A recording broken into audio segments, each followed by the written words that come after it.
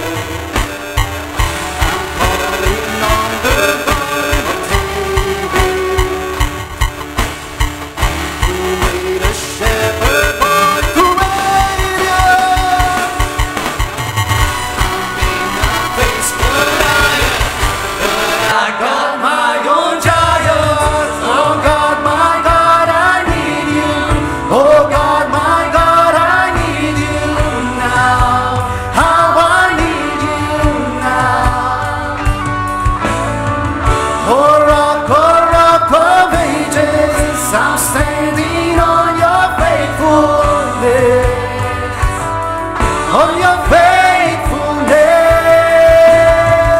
Oh God, my God, I need you. Church. Oh God, my God, I need you now. How I need you now. Oh rock of ages, I'm standing on your faithfulness. On your faithfulness.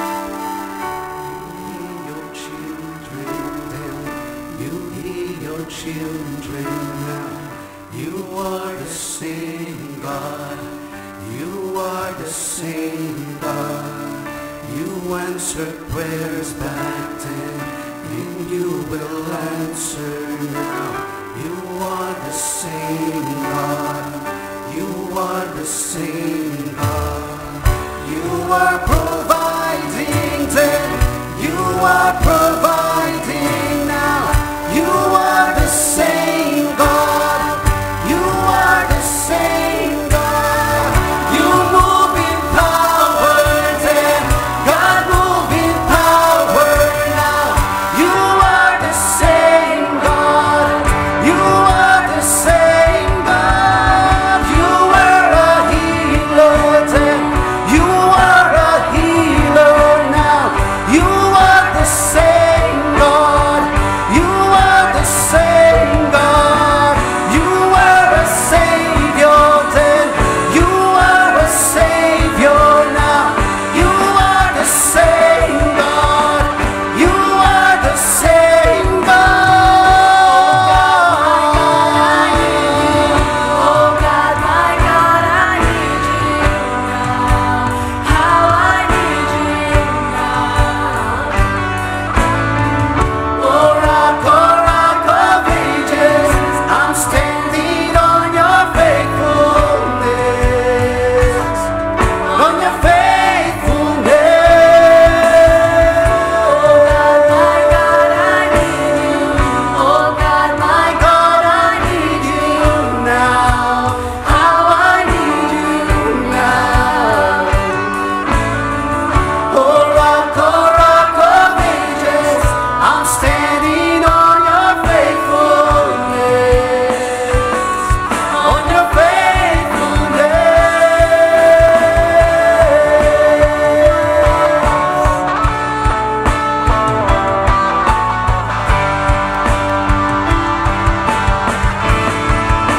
Jesus, you're the same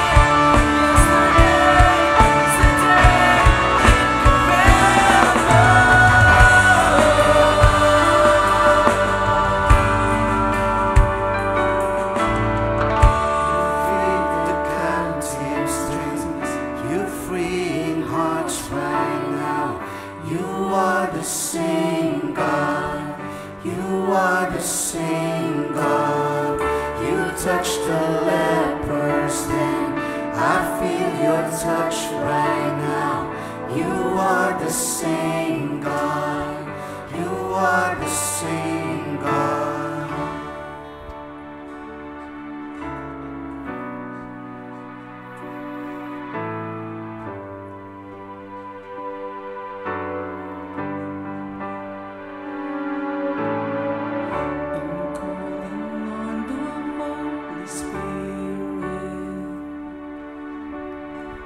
Almighty river, come and fill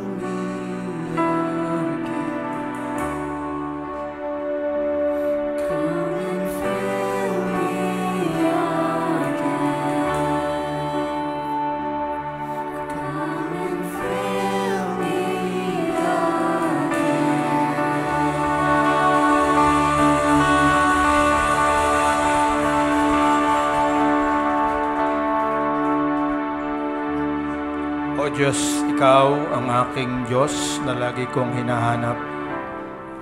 Ang uhaw kong kaluluwa'y laking Ikaw ang hangad. Hayaan mong sa sangtuaryo, Ikaw ay aking mapagmasdan at ang likas mong kalwalatian at kapangyarihan. Ang wagas na pag-ibig mo'y mainam pa kay sa buhay. Kaya pupurihin kita, O Diyos, at pararangalan. Habang ako'y nabubuhay, ako'y magpapasalamat at ako'y dadalangin na kamay ko'y nakataas. Itong aking kaluluwa ay tunay na masisiyahan. Magagalak na umawit ng papuring iaalay. Laman ka ng gunita ko, samantalang nahihimlay. Magdamag na ang palaging iniisip ko ay ikaw. Ikaw ang sa akin tumutulong sa tuwina. Kaya sa iyong pagsakop, ligaya kong awitan ka. Itong aking kaluluwa ay sa iyo lang nananalig. Kaligtasan ko tiyak dahil sa iyo nakasandig. Panginoon, salamat hindi ka nagbabago.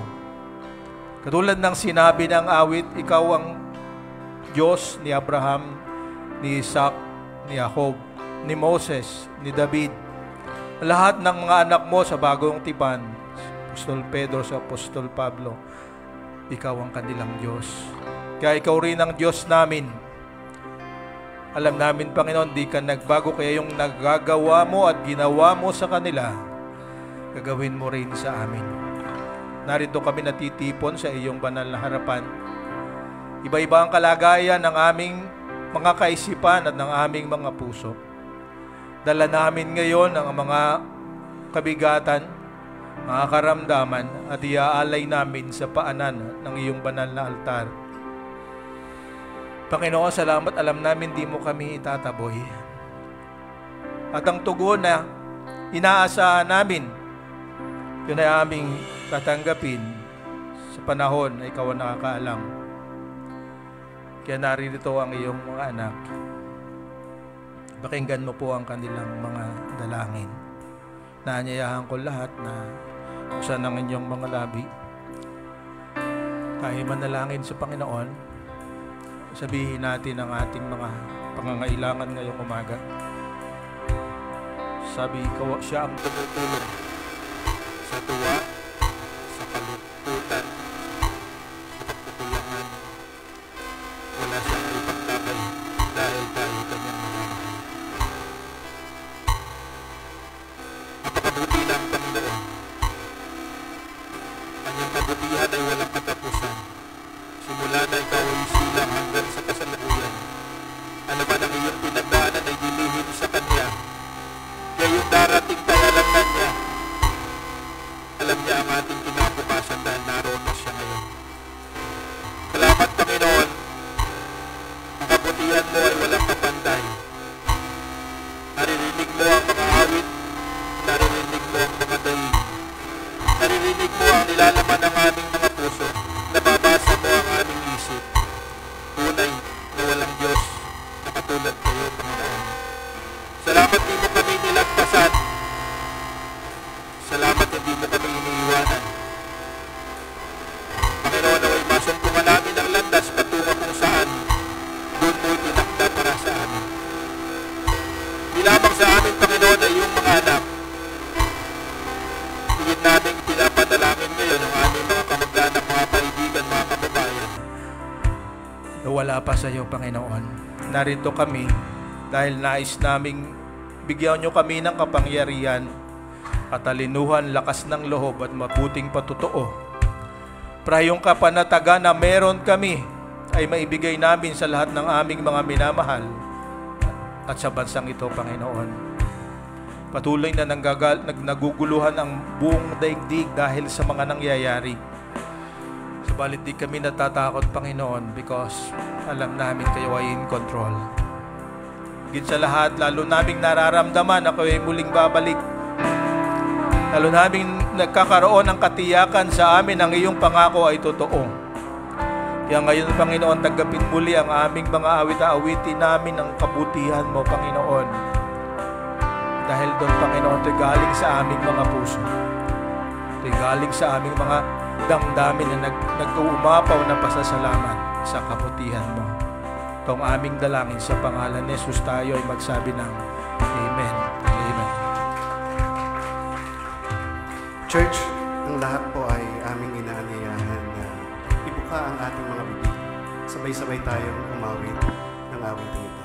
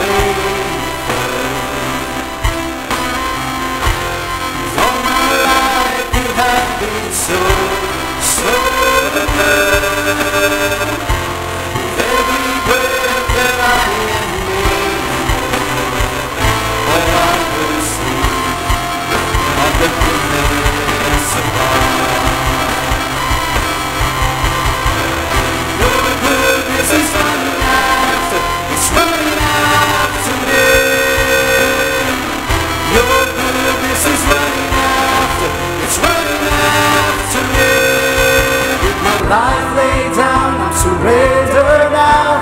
I give you everything. Your goodness is running after, it's running after me.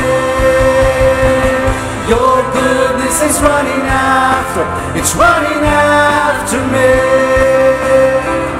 Your goodness is running after, it's running after me.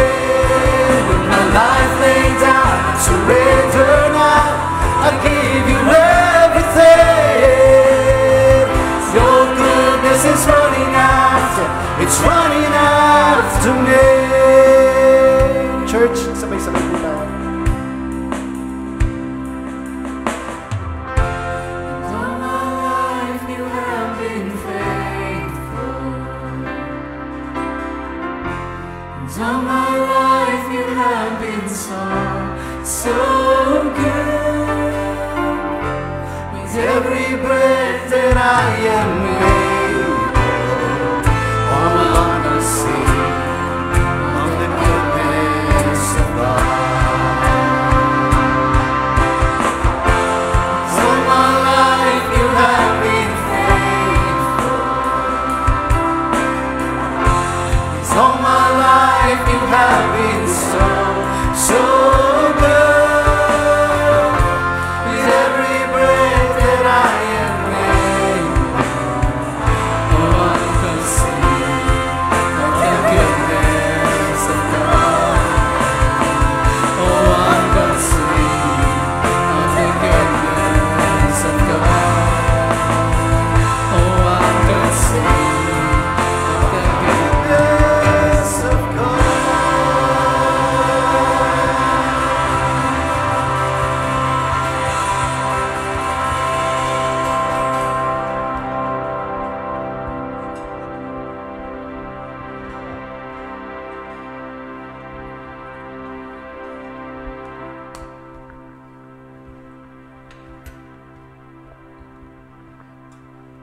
Let's all be seated.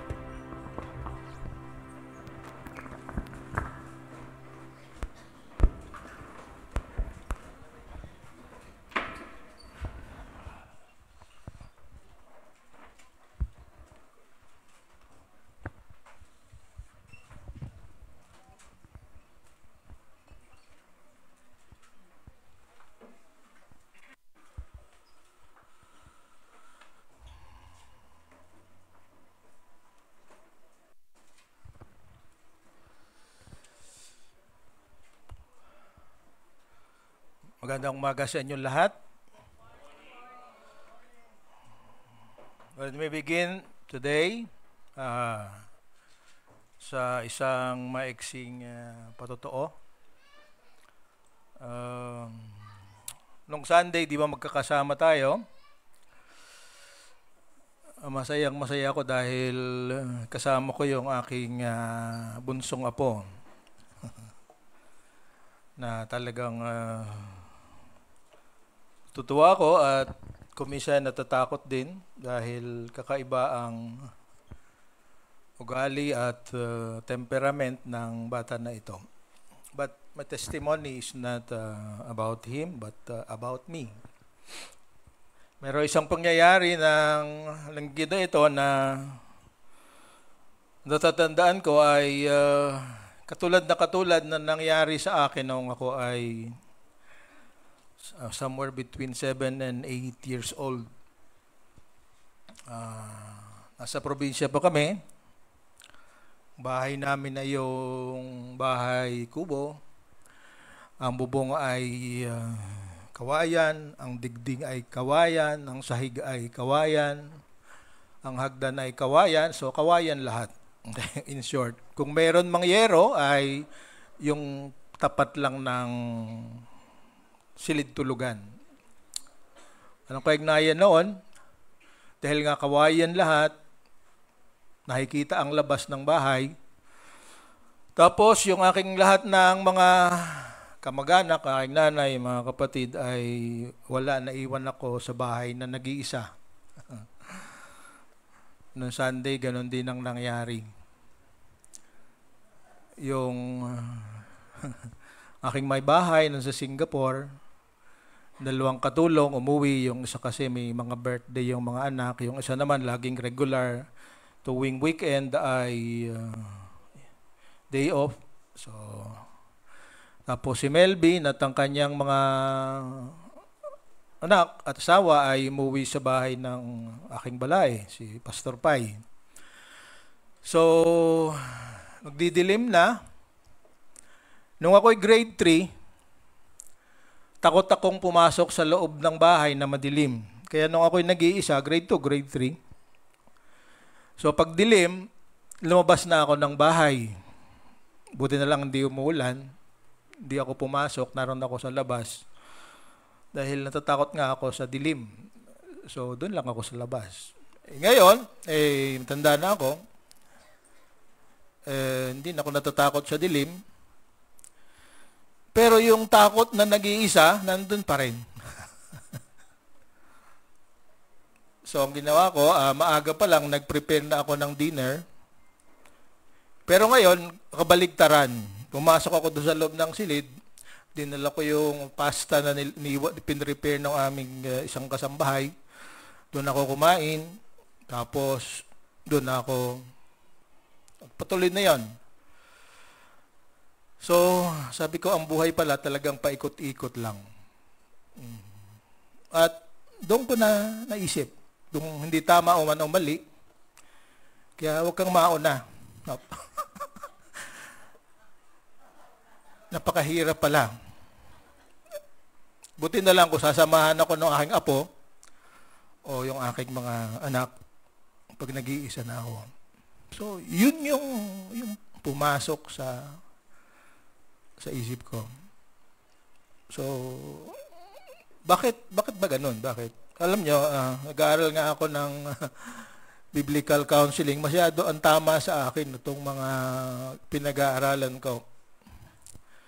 Masyadong ang effect sa akin ni Ken Guillermo, yung napapananggan niya sa DCAS, ay medyo malalim. Pati nga yung habits ko nagbago. Dati hindi ako nanonood masyado ng sine na malungkot. Nagtataka ko, paborito ko ngayon. Mabuti na lang, may natuklasan ako, kung kayo mahilig sa Netflix at kung ano-ano pa, merong mga movies pala si Billy Graham na talagang kung iisipin natin is always kung meron tayong mga kamag-anak na hindi pa nananampalataya sa Panginoon, it's a very good starting point. Nakadalawang movie na ako na ang author at ang producer ay si Billy Graham. And yung message ng mabuting balita ay napakaganda ang kanyang pagdadala na ang paraan ay yung mga katotohanan, mga buhay, mga challenges na tinatanggap at nararanasan ng katulad nating pangkaraniwang tao. So, yun yung mga bagay na kapag natapos ang aking mga ibang mga gawain, preparasyon sa ating weekends at iba pa, yun ang aking pinagkakaabalahan ngayon. But kung malungkot man ang simula ng aking linggo, kahapon naman ako ay masayang masaya. Dahil meron ako kaibigan na hinangaan ko talaga, na napakalaki rin ang impact sa aking buhay. Kilala rin nyo rin to. Kasi kung minsan may pagkakataon na kami na lang dalawa ang nagkakaintindihan, pero hindi pa rin kami tumitigil sa pag-uusap. Si Brother Danny Navarro. Nag-usap kami kahapon, kumustahan, anong ginagawa niya sa ministry, describe niya sa akin. And hopefully this week, kikita kami face to face. So natuwa ako kasi siguro almost 20 years na halos kami nag-uusap. Nagpunta ako sa isang birthday niya. Parang hindi niya ako pinansin. 60th yata niya noon. So hindi ko alam kung ano ang nangyari sa aming dalawa. Pero siya ang nagsimula, nag-Viber siya sa akin. Pero sabi ko, anytime pwede naman kaming mag-usap, but I don't know, parang nag-aalala siya na baka hindi ko tanggapin ang call niya. So kahapon, pagkatapos din ng pag-usap ko kay Pastor Ken Guillermo, I made a decision na tatawagan ko siya. So kahapon, 5 o'clock, kausap ko siya, and that was so releasing. My friend is still my friend. Iba lang ang tinatakbo ng aming buhay, pero yung aming common na pagmamahal sa Panginoon, nandun pa rin. He's been through many things. Sabi nga niya may problema siya sa mata, kaya hindi niya ako masagot kung kailan kami, yung paborito naming laro, parehas. Sabi niya, sabihin ko sa iyo kung pwede na ako. Katatapos lang ng operation sa kanya. So, anong ibig ko sabihin, kapatid? Ang buhay ay paikot-ikot. Subalit, may kabuluhan lang ito kapag tuwing iikot ay meron kang natututunan. Wala tayong kontrol sa mga mangyayari. Ang mga kaibigan natin ay pwedeng temporary, maging kaaway natin, hindi natin alam. But one thing is certain, yung ating kaibigan na si Jesus ay hindi nagbabago. Why? Ito ang pag-uusapan natin ngayong buwan. Tayo ay makasalanan, at ang ating topic nga for the whole month ay tungkol sa, magagaling sa Book of Romans. Pag-usapan natin noong buong kalahating taon ng 2024, simula Disyembre, wala tayong pinag-uusapan kundi si Apostol Pablo. Now, at this time, hindi natin siya pag-uusapan, pero pakikinggan natin at titingnan natin ang kanyang mga mabuting ehemplo. So, ang team natin for June, the reality and consequences of mansilfulness. Dahil doon tayo nagsimula. Because of sin, we have fear. Because of sin, we are in danger of being separated from God. So, ang ating theme for the month is, theme verse is, nasa sulat sa Romans chapter 1, 16 to 17. Sabi diyan, "For I am not ashamed of the gospel, for it is the power of God for salvation to everyone who believes, to the Jew first and also to the Greek. For in it the righteousness of God is revealed from faith to faith. As is written, the righteous shall live by faith." Ang matuwid daw ay mabubuhay sa pananampalataya. So yan yung ating tatandaan for the month. At yun nga, ang ating pag-uusapang aklat is one of the most powerful books. Ang totoo, sabi ko dyan sa isang next slide, sabi dyan, Paul's letters to the Romans is the most complete and most impactful statement of the fundamental principles of the Christian faith. Diba? Ang sulat ni Apostol Pablo sa mga taga-Romano ay isang kumpleto at siyang pinakamabigat, yung merong dating, may impact sa tungkol sa mga principles ng Christian faith. Ang bawat pananampalataya may kanya-kanyang principles. Ang Islam, ang Buddhism at iba pa. Pero unique ang Christian faith. Ang Christian faith kasi is not based on what we do, but what God did. Yun ang pagkakaiba. Ang ibang pananampalataya, ang ibang reliyon ay nakasalalay sa kung anong gagawin ng tao. Pero ang ating pananampalataya ay nakasalalay sa ginawa at patuloy na ginagawa ng ating Diyos. Diba? Masyadong malaki ang pagkakaiba. Sabi niya, polarity. Poles apart. Ito, ang kailangan natin ngayon ay manampalataya. Doon lalabas ang ating totoong kung ano si tayo, kung anong ginawa ng Diyos sa atin. So, ang impact nga ng Book of Romans ay napakalalim. At sa kasaysayan ng salibutan through the ages, pakiabante, the Book of Romans impacted the lives of the teachings of great Christian leaders through the ages. All the great revivals, all the great movements started because of the book of Romans. Sulat ni Apostol Pablo. Ito nga sabi niya sa ating chart, 386 AD, si Augustine of Hippo, ito ay isang North African na pari. Okay? Ang tawag sa kanya, Saint Augustine. Dahil sa book of Romans, nabago yung kanyang mga principles, kahit na siya isang Catholic priest, hanggang sa kasalukuyan, kahit hindi Katoliko, kahit mga karaniwang Kristiyano, yung mga principles na natutunan niya dahil sa sulat ni Apostol Pablo ay binabalik-balikan ng lahat ng mga totoong Kristiyano. Then 500 years later, in 1515 AD, si Martin Luther, isa na namang monk, isang pari. Ang Bible noon ay nasa Latin. Ang nakakabasa lang ay ang church, yung mga may katarapatan. Pero si Martin Luther in 1515 AD, sabi niya, a lightning rod was the lightning of awareness. Na nakita niya kasi ang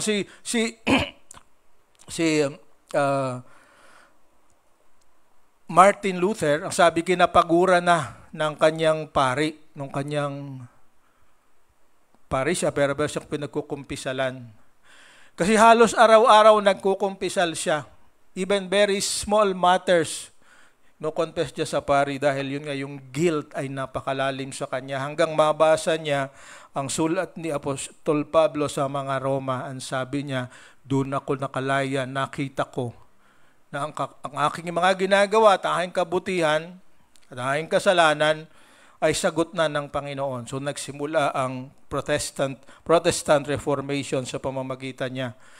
Kung alam natin ang history, siya ay merong ipinost doon sa isang simbahan sa Germany, yung kanyang 96 thesis tungkol sa pananampalataya.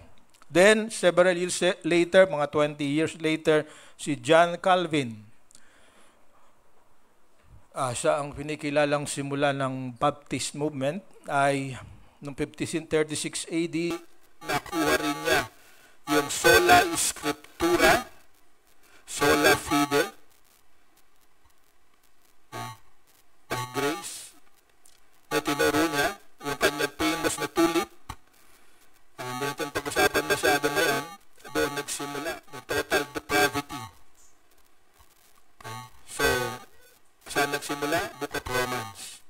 Noong 1729, British theologian, magkapatid si John and Charles Wesley, sinimulan naman nila yung Methodist movement. Ang kanilang expertise, discipleship. Hindi na ating pinag-aaral na sila ang nagsimula ng systematic discipleship.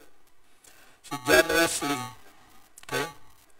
So yung Methodist Church. Marami lang na nangyayari ngayon sa kanila na hindi ka haya, but still the Book of Romans ang kanilang naging reference. In 1943, yung pinag-aaralan ni Pastor Arnold at hindi ko alam sa ating Joseph Yara, nakaano sila sa Covenant Theology. Pangalan niya si Glenn Campbell Morgan. Anong reference? Book of Romans. Kahit na hanggang sa kasalukuyan, si John MacArthur, si Charles Swindoll,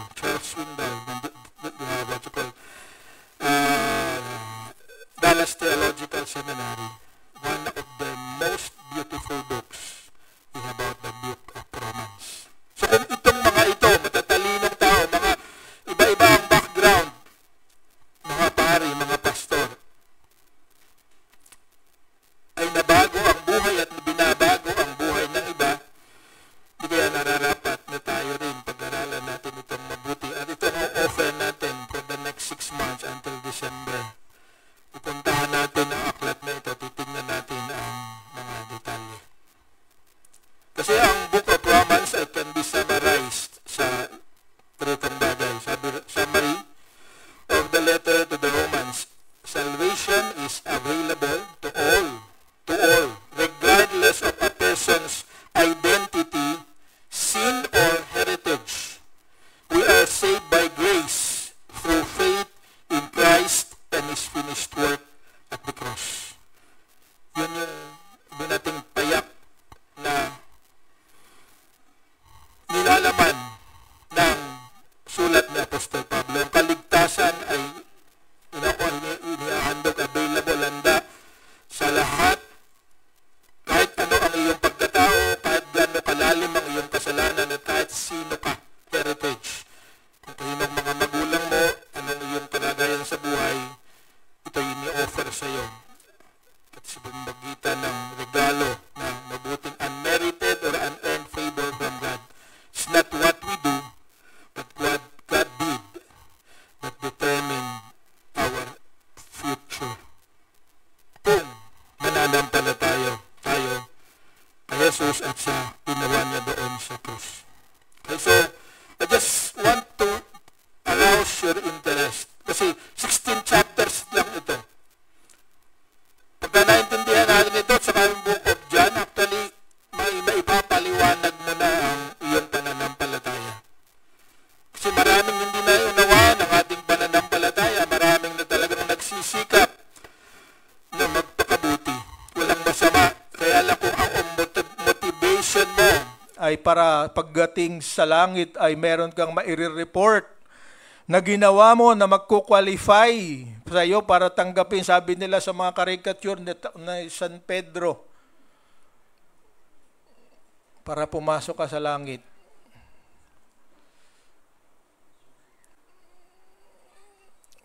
Yun ay walang katotohanan.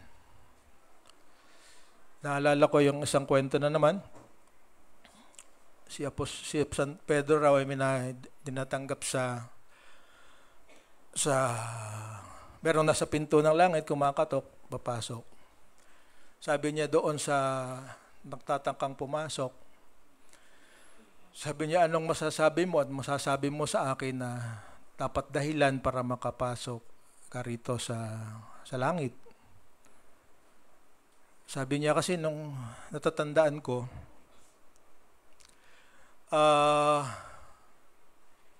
doon sa isang traffic light, nakahinto ako. Tapos, medyo, bago ako nakaabante, may nauna na sa akin. Pero yung mga nauna sa akin, yung isang nauna, ay hindi napansin ay meron pa palang tumatawid. Okay? So, yung matanda na tumatawid ay nasagasaan noong isang masyadong nagmamadali na tumakbo dahil nag-green light na. Sabi niya, hindi ako nakatiis. So, huminto ako at tinulungan ko yung matanda. Hindi ko napasin, patuloy pala yung pagtawid ng iba. So, sa pagtangka kong puntahan yung matanda, na-aksidente ako. Sabi niya, wala akong nagawa, pero salamat, naniniwala ako may tumulong sa kanya. So sabi, kailan yan nangyari? A few minutes ago. Di ba? Nakuha niyo ba? Hindi. Kasi marami nga tayong desire, pero maraming kalaban. Gagawa tayo ng mabuti. Bago natin magawa, merong mangyayari.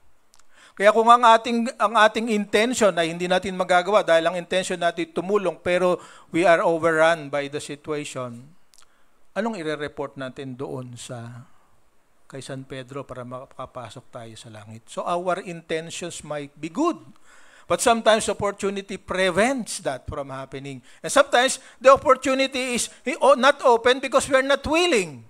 Gusto nating tumulong pero sabi niya kulang pa ito sa akin, hindi ba? Bakit ako tutulong? Ay unahin ko muna sarili ko. That's the beauty of salvation by grace. Di ba? Meron tayong hindi magagawa ng mabuti, pero will not be accountable for that because, yun nga, hindi tayo nabigyan ng pagkakataon. So, ang Romans ay nagpapakita sa atin na our good intentions are good, but sometimes we will fail, but will still be okay. Di ba? Di ba? Masarap isipin yon. Hindi ko lahat magagawa ang lahat ng mabuting pwede kong gawin, pero hindi yun magiging dahilan para hindi ako tanggapin ng Panginoon. Amen? Lahat naman tayo gusto laging gumawa ng mabuti, pero laging merong hadlang. Kasi kung minsan papasok nga yung takot, pagka ito itinulong ko, baka mamaya wala nang kasunod. So, hindi ko na lang gagawin. So, salvation by grace is really freeing. Ito yung sinasabi, pinalaya tayo. Kaya nga, dito sa ating pag-uusapan for the next 6 months, meron dalawang main themes. Sabi niya ay chapters 1 to 11, what we believe. Because what we believe helps us in making decisions, helps us to be motivated. And then, chapters 12 to 16, how to behave. Ano ang ating gagawin. Pero pag tinignan natin in details naman, yung by chapters, at a glance, makikita natin, mapapasin nyo, sige pakiabante, everything is not about us. Tingnan nyo dyan, sa dulo, lahat ng dulo of God, of God, of God, of God, of God, of God. Ikita nyo, di ba? Dahil sa Diyos, hindi dahil sa atin. So, chapters 1 and 2, tungkol sa poot ng Diyos, the wrath of God. Chapters 3 to 5, the grace of God. Chapters 6 to 8, the faithfulness of God. Chapter 9 to 11, the majesty of God. Chapters 12 to 15, the righteousness of God. And chapters 15 to 16 is the community of God. So salvation is not about us. It's about God, about Him. So, sabi nga sa Ephesians 2:8 to 10, so that nobody will boast. Walang magmamalaki dahil ako'y tumanggap lang naman ng biyaya ng Diyos, ng regalo ng Diyos. Kaya kung ano man meron ako, kokonti, marami, it's because of God's grace. Di ba? It's not because of me. It's because of God's grace. So, gusto ko with that framework, for the next weeks, next months, ating isipin. This is about Him, not about me. It's about Him, not about the church. It's about God and the future and the one who holds the future. Diba? Alam niya kung ano. So, baka nahihirapan ako yung intindihin ako, pero may papaliwanag ko rin yan sa next 6 months. Kasama ng ating mga ibang mga pastor. But I challenge you to be interested, because when we understand this, mababago ang ating pananaw sa buhay at matutulungan din nating mabago ang iba. So, ano ang magiging benefit sa mga Romans at sa atin pag nag-aralan natin ang Book of Romans? So, yun yung next slide. Diba? The benefits of the letter to the Christians in Rome and to all of us. Number 1, the letter confirmed their understanding of the gospel and removed their confusion. Kasi gusto ko maintindihan natin. Ang mga Romans, hindi katulad natin, mga Kristiyano noon. Tayo may New Testament, sila wala. Tayo ay may social media, nang-advance tayo lahat, kahit ano, the tip of ang finger, pag kayo marunong mag-Google, di ba? Google mo lang, makaluluto ka na, Google mo lang, malalaman mo kung nasaan, may mapa, makakarating ka, di ba? Yan ang ating technology ngayon. Pero noon, wala. Lahat ng kanilang pinaniniwalaan, lalo na sa Rome, which is the center, the city of the center of civilization at that time, ang mga Kristiyano doon, ang kanilang hawak lang ay yung mosaic, yung Tanakh, yung Bible ng mga Hudyo. Na wala namang sinasabi tungkol kay Kristo. Ang sinasabi prophecy noong dadating na Messiah. Pero nanampalataya sila dahil marami mga Romans na noong araw ng Pentecost ay nagkataong naroroon sa Jerusalem. At napakaganda ng ginawa nila. Pinuri ni Apostol Pablo later on. Pag-uwi nila, kung ano yung natanggap nila, kahit medyo malabo sa kanila. Dahil sa gawa ng Espiritu Santo, na natili sila sa kanilang pananampalataya. So, the letter confirmed the understanding of the gospel. The gospel is Jesus came, Jesus died, Jesus was buried and rose again from the grave. But His death on the cross paved the way for God to forgive us from our sins if we believe. Tandaan natin yon, if we believe. Kasi may nagtuturo, yay namatay sa lahat. Yes. Pero ang hindi lahat ay makikinabang sa kamatayan niya unless they believe. Amen. Kasi may nagtuturo, namatay siya sa lahat, so wala na tayong pakialam. Gawin mo ang gusto mo. Kasi Jesus died for all. Inaabuso nila. No, He died for all, but only those who believe will be saved. Kaya kailangan matulungan natin silang manampalataya. So, number 2, the letter affirmed the authenticity of their faith and commended them for their obedience. So, ang kanilang pagsunod ay bunga ng pananampalataya. Hindi para sila ay maligtas, kundi ligtas na sila. Diba? Ano man ang mangyari, because sa tulad nga ng nasabi ko, sometimes you will be overcome by situations. Sometimes unintentionally tayo magkakasala. Kaya ang number 1 nga na ako minsan, tinagtatanungan na hindi ko makakalimutan yung sagot ni Kuya Tito minsan sa, papaano kung ako'y hino-hold up, tapos ako'y lumabat, napatay ko ang tao na gustong mang-hold up sa akin, ligtas pa ba ako? Diba? Mahirap sagutin, diba? Tanungin mo ang katabi mo, ano sabihin mo pag gano'n ang tinanong sa'yo? Ha? Diba? Mahirap, diba? Pag sa'yo mo ligtas, bakit? Paano mo patutunayan sa akin? But God's grace, alam natin, yun ang so affirm the authenticity. Kasi ito napakahirap. Alam nyo ba na sa Roman noon, sa bandang huli, hindi pa sa panahon nito, ng sulat ni Apostol Pablo, eventually, maupo si Nero. Noong una, dahil magulo nga sila sa panahon ni Claudius, lahat ng mga Jew, pinatanggal sa Rome. Nung pumalit si Nero, pinabalik na sila. Pero, noong sila nagsimulang mangaral at sinasabi nila that Nero is not God, sinimula ng papatay at ipakain sa mga leon yung mga Kristiyano. Kung kayo nanood ng movie na Gladiator, that's similar to what is happening. So itong gospel na ito, itong letter na ito ni Apostol Pablo, prepared them for these unforeseen consequences of their faith. Kasi tandaan natin, tayo naligtas pero hindi tayo exempt sa problema ng tao. So kung ang problema nila noon ay sila ay papatayin sa pananampalataya, praise the Lord, hindi pa naman nangyayari sa Pilipinas. Pero pag nasakop tayo ng China, tayo lahat. Sa China, registered ang churches. Sa China, maraming mga pinapatay na mga Kristiyano.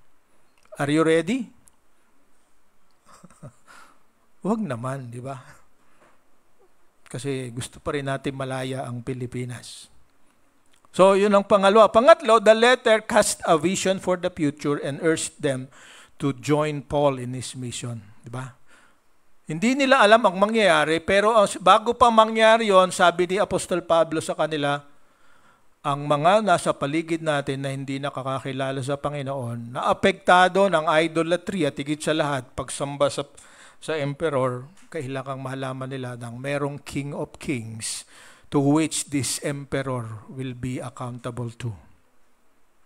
And the same thing with us. So, ang sulat na ito ay sinulat ni Apostol Pablo sa pamamagitan ng isang sekretaryo, ang tawag niya ay si Tertius. Dinidikta lang niya ito habang sila ay naroon sa Corinth at later on na ipadala sa Rome. So it was written in 57 AD.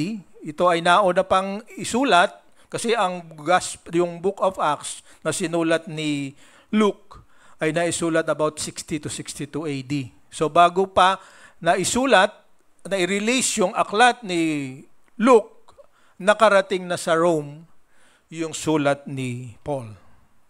Okay, so yun yung history. So, with that in mind, the same content na isinulat ni Apostol Pablo sa mga taga-Romans ay very important sa atin. Kasi marami sa atin, hindi pa nga natin talaga naiintindihan ng mabuting balita. Okay? Hindi natin sigurado kung tama ang ating pananampalataya.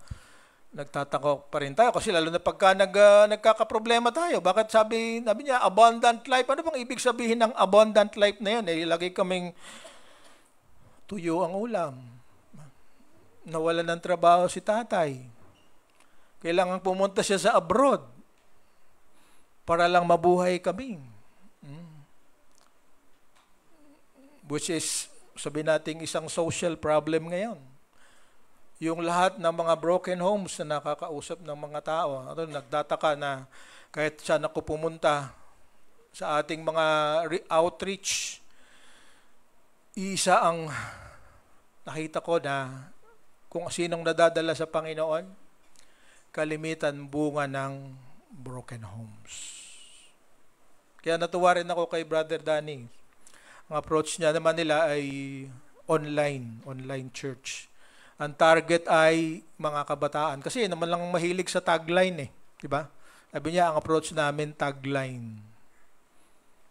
Saan ba nila gamit ang tagline? Saan yan? Sa TikTok, sa iba-iba pa, di ba? May tagline. So, ipapaliwanag pa niya sa akin. Kasi napagod na siya. Nakikinig lang ako dahil kasalita na nag-uusap kami. But yun nga, pagka nakita natin at naintindihan kung ano ang objective ni Paul sa kanyang pagsulat sa mga taga-Roma, natin maintindihan ang meaning ng ating pananampalataya. Kasi itong itya ko sa inyo, appreciate the beauty of our faith until you share it. Kung paanong sa langit ay napakasaya ng mga anghel kapag may isang kaluluwa. Pag naradasan nyo na makapagdala ng kaluluwa sa Panginoon, lalo na kung ito inyong kaibigan, kamag-anak, minamahal, walang kapalit na kasiyahan. Amen? Parang ang lungkot nyo. Kasi hindi ko naman tinatanong kung gagawin niya. The Holy Spirit will convict you. Sasabihin ko sa inyo, my greatest joy is no longer the things that I'm doing. But my greatest joy, simula nang maging pastor ako, ay yung mga buhay na nabago. Of course, ni successful lahat. Kakalungkot nga sa iba, nakakasakit. But God is always good. Hindi na sinabi sa akin, nagaganda, nakakatuwa ako sa kanya. Sabi niya, hindi mo kayang pantayan ang tuwa pag nalaman mo na yung pagbabahagi na ginawa mo sa isang tao ay naging dahilan ng karoon siya ng pag-asa at bagong direksyon sa buhay. Amen? Yun, medyo lumakas na. So ngayon, ang tanong natin, ano ang kailangan natin para maging effective tayo? Ulitin natin ito para sabi mo, Pastor, ulit na naman yan eh. Totoo, ulit na to. Napakarami na yung last part ng ating last 2 months. It's about this. I want to acknowledge, credit ang bagong pastor sa Bacoor, si Kuya Jeffrey Francisco. Yung outline na ito ay galing sa kanya. So, si-share ko sa inyo para magkaroon kayo ng idea kung ano siya. Okay? So, almost all of the things that I will say later is from the outline that was submitted to me by him. Alam nyo, ganito ang ginagawa namin na inyong mga pastor. Kung anong naririnig nyo dito is a collective outline of all the pastors ng CCM. Si Pastor Arnold, tuwing Wednesday, si Pastor Yan, lately si Pastor Francisco nga. We gather all their insights and then we organize. So kung anong naririnig ninyo sa akin ngayon is an output na pinagtulong-tulungan namin. And we are happy na gawin yon. Kasi natutunan ko nito kay Pastor Edmund Chan. Sabi niya, sila ay napalaking church, yung Covenant Evangelical Free Church. Tuwing Monday, may meeting sila just to talk about what happened when the message, this common message sa 4 na branches nila ay dineliver nila. And then right then and there, all of them will submit. So kaya nga ang ginagawa natin, book study, series, para alam namin kung saan tayo magagaling ng reference. So makikita nyo, kung nagsasawa man kayo, eh talagang yan ang gagawin namin forevermore.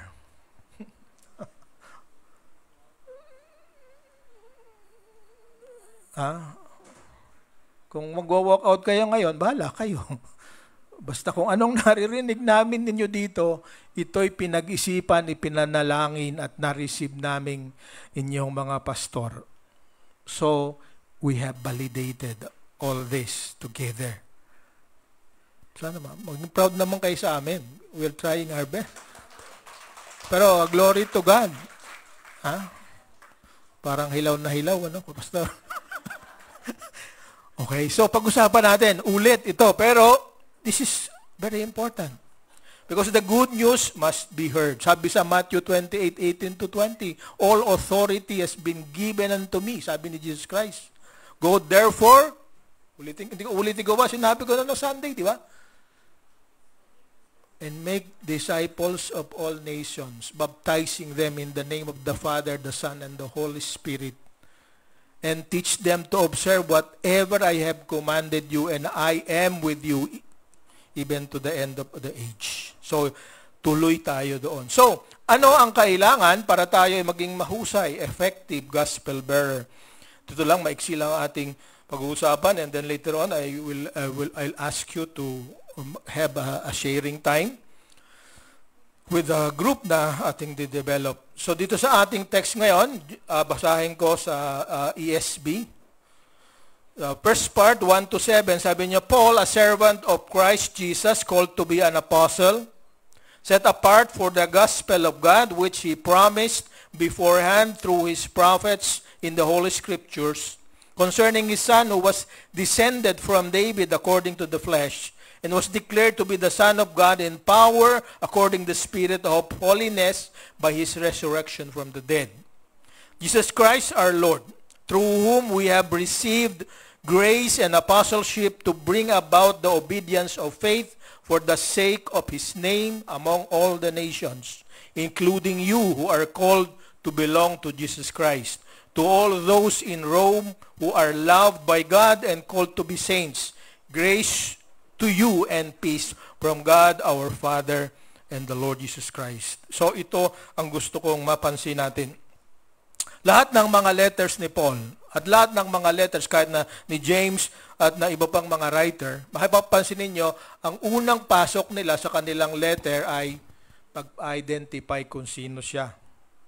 Kasi ang mga books noon, hindi ganito. Hindi nyo kayang buhatin. Ang tawag scroll. Kaya importante na sa una pa lang malaman kung sino yung sumulat. Kasi pag hinintay mo yung nasa dulo para malaman kung sinong sumulat, baka yung lahat na nabasa mo ay wala ng kabuluhan dahil hindi mo naman alam kung kanino galing. Di ba ikaw, pagka may sulat na dumating sa iyo, inaalam mo muna kung anong saan ang galing. Lalo na pagka-collection, di ba? Pagka yung bill, meral ko. Alamin mo muna, di ba? Pagka alam mo meral ko, wala kang pambayad, tatapon mo na yan. Bahala na, mawawalan ng kuryente. Kahapon na sa amin training, natawa ako kay Pastor Ken. Sabi niya, ako ay sagot ko sa bahay, kuryente at internet. Okay? So, nung isang beses, biglang nawala ng kuryente. Sabi niya, patay. Nakalimutan ko yata magbayad, sigurado. Masasermonan ako ng misis ko. Pero sabi niya, nabuhayan ako ng pag-asa dahil lang sumilip ako sa kabilang bahay, brown out pala. So sabi niya, hindi ko pala na-miss yung responsibility ko. Okay, hindi ba? Importante alam natin kung saan galing.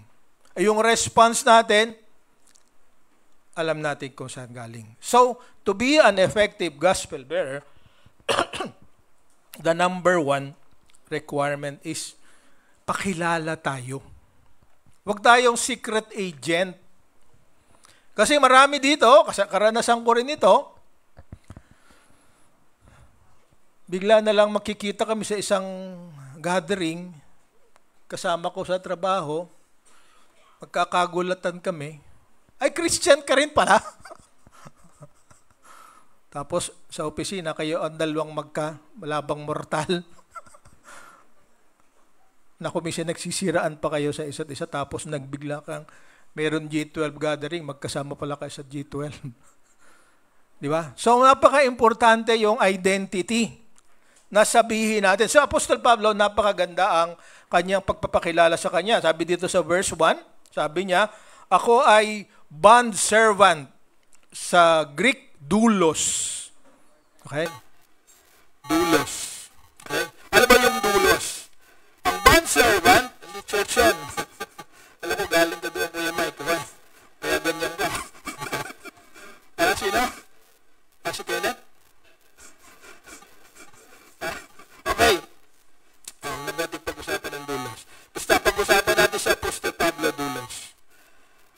Alam mo ibig sabihin ng bond servant? A servant by choice. Saan nagsimula ito? Sa mga Hudyo. Pag ikaw ay naging slave ng isang master dahil ikaw ay may utang, kung meron kang hindi magdadagawa, meron kang kasalanan, huwag kang ma-slave. Pero yung slavery mo, it lasts only for a maximum of 7 years. Pagdating ng Sabbath year, lahat ng slaves, pinalalaya na. Kahit 1 taon pa lang siya naglilingkod, dahil year of release or Sabbath year, lahat ng slaves ay pwedeng lumaya.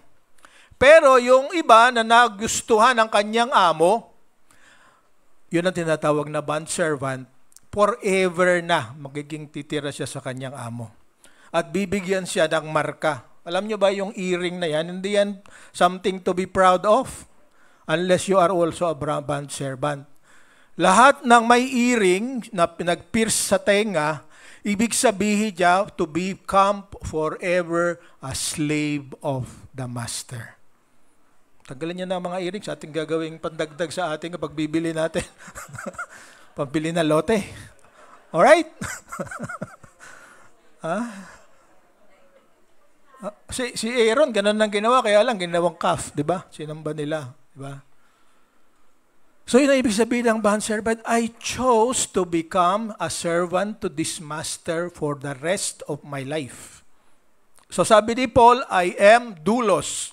I chose to serve the Lord for the rest of my life. Pangalawa, apostle. Sabi dito sa verse 1, di ba? Set apart, called to be an apostle. Ang apostle is apostolos sa Greek. Ang ibig sabihin nito, envoy, ambassador. You represent the Lord, the Master. So, whatever I do is a reflection of what my Master wants from me. Okay? So, yun tayo. Sabi ni Paul. Yun si Paul. At pangalawa, sa verse 7, sabi niya ay holy people. Sa verse 7 dito, to all those in Rome who are called by God and saints. Actually, yung translation kasi dito medyo hindi tama. May dagdag na dito.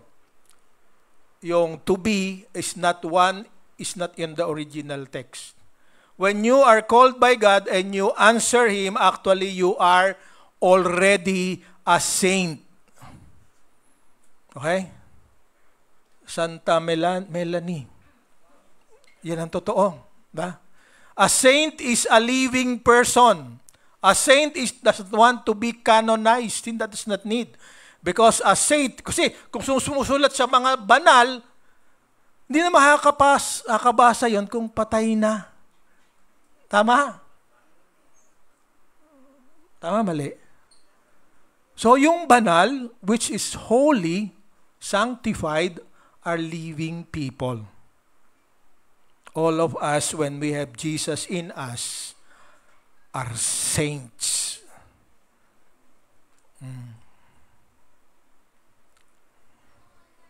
Santa Rosa. Nagulat. Ha? San Miguel, si Michael. San Andres, si Andrew.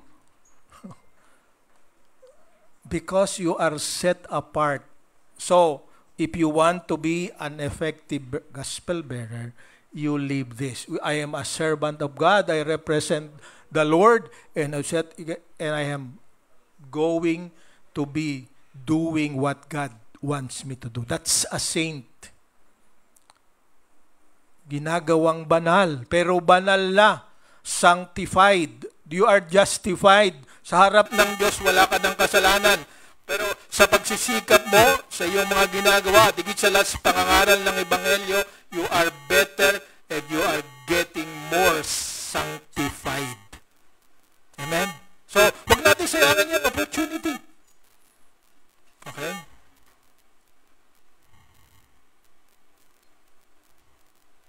San Yolo. Parang pangatingnan, pakinggan ha. Naglalaro ka na naman yata dyan, Jules, ha? Oo. Alam, nagbabasa na Bible.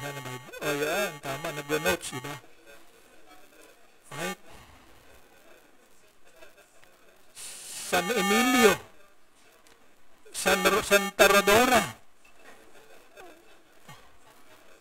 Alam? San Julian. Pangit, ano? Okay. So, live your identity. Yun ang sinasabi. Have a deeper relationship with God. Ang relation mo, ikaw ay lingkod, ikaw ay ambassador, at higit sa lahat, ikaw ay banal. at makailangang makina. Number 2, ano ang kailangan? Live a transformed life. Sabi doon sa 8 to 10, I thank God through Jesus Christ for all of you because your faith is proclaimed in all the world. So, ang inyong pananampalataya ay pinag-uusapan ng buong sanlibutan. When say the world, all of the Roman Empire at that time. So, alam nila na sa Rome ay merong mga isang grupo ng mga tao na naniniwala sa isang Diyos na hindi nakikita, isang Diyos na nagmamahal, isang Diyos na ipinadala yung kanyang anak na buhay maguli at sila nananampalataya na sila rin ay mabubuhay na maguli. That's what the people in the world know about them.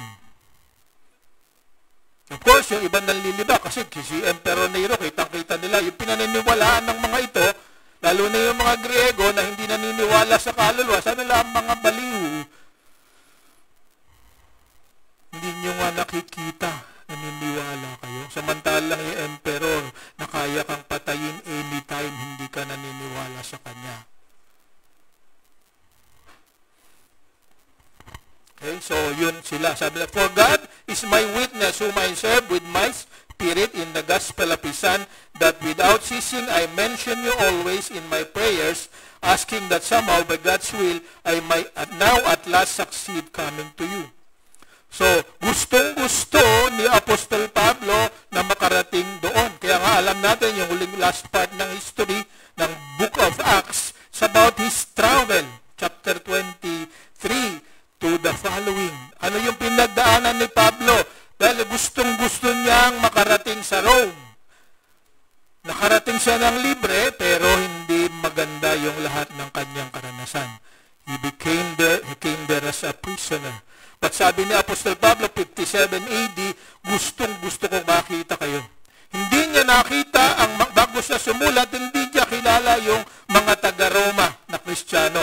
Pero balitang-balita, especially sa Western world, kasi yung kanyang napuntahan doon sa panahon na yon, yung Turkey, di ba, sabi niya, the eastern part of the Roman Empire. Pero yung western part ng Roman Empire, hindi niya narating dahil nakakulungan siya. Although, sabi nila, yung sabi ko nga nung last Sunday, that after 2 years, nakalabas pa uli siya, pero ang napuntahan pa rin niya is the eastern part of the Roman Empire. So, ang nakarating doon ay yung mga taga-Roma mismo dahil nabasa nila kung gaano ang desire. Ang nakarating sa Spain, nakarating sa Pilipinas, pero nakarating din ang totoong pananampalataya sa pamamagitan ng someone from the West, yung mga American missionaries. Okay? Si Sister Gina, very popular ang kanya mga kamag-anak. Di ba kay Mr. Hill, tama ba? Mga missionaries na nagdala ng Manila Bible Seminary, di ba pang sa Apari at di ba pang mga lugar. Si Ate Bing Heli, product yan ng Apari Bible Seminary. Kaya pag nakikita niya na kung mga taga-ano itsura ng taga-Apari. Naalala kayo anong ibig sabihin. Alright? But I'm proud to be with her in this ministry. So, kung talagang gusto mong maging isang mabuting tagapagdala ng mabuting balita, pray intentionally and consistently. Panalangin mo, yung natuturo rin natin sa G12, di ba? Yung prayer of 3. Pa-pray mo lagi. Kasi yun ang talagang unang kikilos para maligtas ang tao na minamahal natin, the Holy Spirit. And pangatlo, testify. Sabi dito, walang hindi. Sabi niya sa verse 11 sa mga sumusunod, nakita ko yung spiritual gifts nyo. Meron kayo nang meron din ako. Ang buhay din nyo ay patotoo ng kabutihan ng Diyos. So kung meron ka ng katulad ng pinag-usapan natin, your testimony is a very good addition to the gospel. Ang problema, pagka yung testimony mo ay a subtraction sa gospel, yun ang sinasabi mo, ibang ginagawa mo, laking problema. And lastly, to be an effective gospel bearer, be excited look for opportunities. Sabi dito sa 11 to 15, sabi niya, for I long to see you that I might impart to you some spiritual gift to strengthen you. That is when we may be mutually encouraged by each other's faith, both yours and mine. So dito gusto kong makita natin ang value ng church. Naririto tayo pagkatipon-tipon para hindi lamang magkwentuhan, kumain, magkakasama, kundi palakasin ang isa't isa. Kasi you can share with others who are here kung ano yung naranasan nyo during the week, ano yung naranasan sa buhay nyo nung nangyayari, katulad ng ginawa ko kanina. Okay? Pero si Steve Harvey, napanood ko ng linggo na ito. Wala kaya yatang ginagawa kundi manood ng TV. Hindi TV. YouTube. Kasi wala nga asawa ko, wala ko makaaway.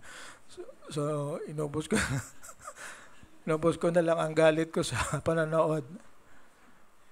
Si Steve Harvey, meron ako napanood ngayong, kilala niyo yan, di ba? Yung nag-declare na mali yung Miss Universe. Di ba? Yung napahiya. Okay?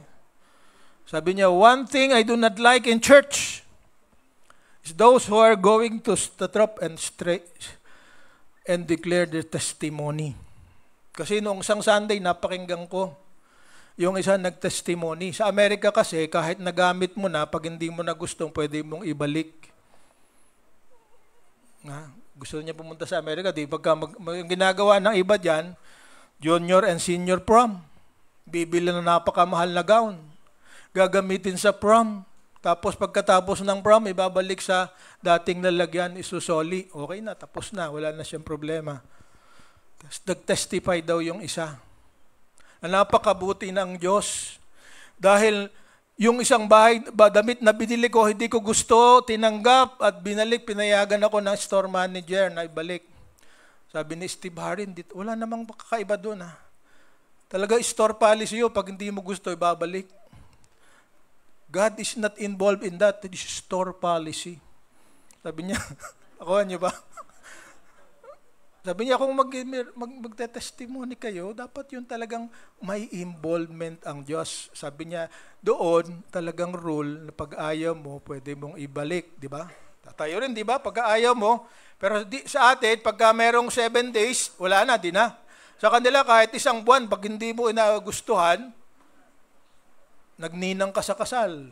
Sa halip na mag-rent, bumili ka ng mahal. Yan ang mga ginagawa ng mga lukol-lukong Pinoy sa Amerika. Tapos susoli. Sabi niya, that's not what God wants you to testify about. That's store policy. Kaya natawa na lang ako. Okay? So, dagdag lang yon para naantok na kayo, di ba? Hindi man ako si Steve Harvey. But look for encouragement. To be encouragement to others. So, yun ang gusto ni Apostol Pablo. Sabi niya, I am under obligation. Ito yung pinakahuling bahagi. Both to Jews and Greeks and to barbarians, both to the wise and to the foolish. So I am eager to preach the gospel to you also who are in Rome. Alam niyo ba kung ano yung Greeks and barbarians? Yung mga barbarians sa kanila, yung para rin dito na yan nga, dahil hindi nila naintindihan ang sinasabi noong mga Greek dahil sa yabang nila, ang tawag nila sa mga hindi nagsasalita ng Greek, barbarian, kasi hindi nila maintindihan. Para rin yung nag-speaking in tongue. Diba, hindi natin maintindihan. So, tawag natin sa kanila, babbler, barbarian. So, lahat ng hindi naintindihan ng Greek, nakakaintindi ng Greek, barbarian. So, pagka nakarinig sila ng Tagalog, katulad ngayon, I am a barbarian for the Greek. Yun ang ibig sabihin yan. Lahat na hindi naintindihan, barbarian. Pero ganito ang gusto ko makita natin. Kahit hindi naintindihan ng tao ang ating sinasabi, God has a power to convict that person. Basta marinig niya yung mabuting balita na sinasabi mo at ipinamumuhay mo. So those barbarians na hindi natin naintindihan, kasi talagang mahirap intindihin kumisan yung iba. Dahil sa kanilang background, sa kanilang makaranasan, yung simple sa atin ay hindi nila mapaniwalaan. Yung sinasabi natin mabuti ang tatay sa ama, pagka wala siyang ama, at ang ama niya ay nambubugbog sa kanya, that has no meaning to him. So he's a barbarian kasi hindi naintindihan kung ano ang ganda ng relasyon sa ama natin sa ama, di ba? So those are the people na hindi ma-appreciate yung mga karanasan niya dahil hindi niya nakikita sa picture, sa perspective ng isang anak ng Diyos. Yun ang kailangang makatanggap. Yun ang responsibility natin. Hindi nila naranasan ang kabutihan ng Diyos dahil ang galing sila sa isang pamilya na tawag namin sa counseling dysfunctional. Kaya ini-invitean ko kayo. Sana naman pagbigyan nyo kami. Ini-invite namin kayo tuwing Thursday. We're talking about families. We're talking about understanding yung mga tao na kung minsan napakahirap i-share ang katotohanan sa kanila. Doon sa aking inag-aaralan niya kasama aking misis, may paiintindihan, I will share with you what we have received. And then, gusto ko nga ibalita na gusto ko namin magkaroon dito ng counseling ministry. But before we do that, gusto kong i-share sa inyo at mag-enroll siguro tayo rin para matuto ng counseling. Kasi ako naniniwala na kaya ang gulo natin kung minsan kami mga pastor hindi talaga marunong mag-counsel. Hiyang-hiya nga ako pag hinasabihan ako ni Pastor Ken Kasi hindi pa tapos yung sinasabi nung nagkukwento sa akin ng kanyang karanasan, may conclusion ako. Ay, ito la dapat mong gawin. Ito pala ang dahilan. Now I understand. So I'm sorry, friends. I'm sorry, mga kapatid. There are many instances in the past I realized I was wrong.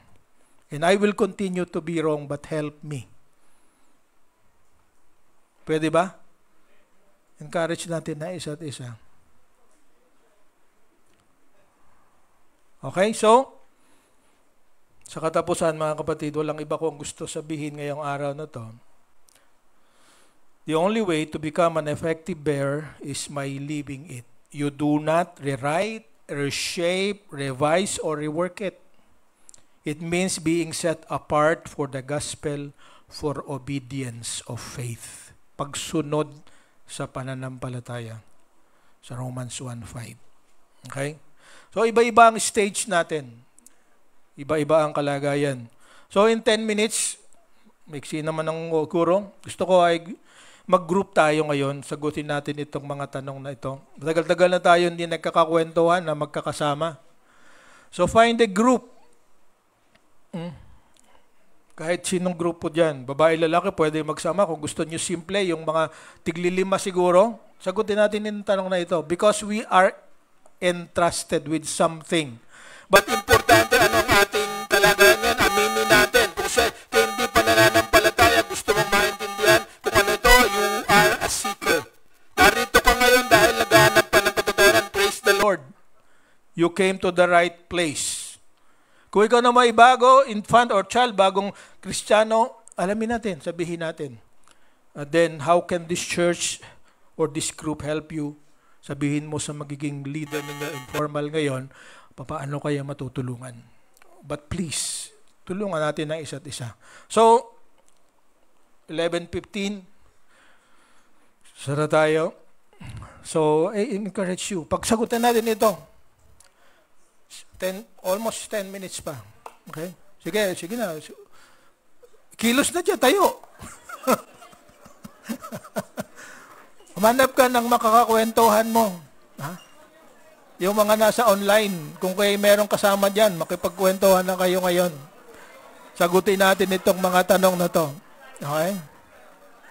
Hindi mabasa yung pangalawa. Sige, hanap ka. Baka hanggang 5 lang. Kasi pagka sobrang dami, sagutin ninyo ha. Huwag mag-lecture ha. Baka mamaya meron isa sa inyo, sasabihin, ikaw ay ganito, ikaw ganito. No, that's not our objective. Sige, kahit 2, 3, okay lang yan. Basta makipagbahaginan ka ngayon, encourage that person. Kung di ko naintindihan, sabihin mo sa kanya, baka sakaling may time tayo during the next 10 minutes para matulungan kayo.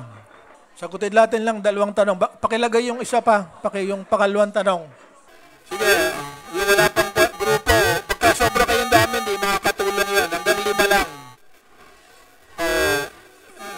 Kung meron kayo nakikita na walang makakapag-facilitator, lipatan nyo na lang. Yung mga leaders, kung may nakita kayong walang facilitator, ay pakiupuan na lang. Si Emil, si Ate Oda, yung mga naro sa loob, kung gusto nyo, baka pwedeng tumulong din kayo dito. Kailangan ng isang facilitator. Kung kayo ay seeker, ibig sabihin hindi nyo pala intindihan yung gospel, then yung facilitator, explain sa kanya. So at the end, yung sagutin natin yung pangalawa, tapos pag-pray natin kung ano ang kanilang mga sagot. And then we'll talk about how we can do that, the request. Okay, wrap up na po natin at summarize at ating panalangin na isa't isa, tulungan doon sa kanyang sinagot sa pangalawang tanong. At yung mga leaders ay I hope you will in the next meeting pag-usapan natin ang kanilang sinabi.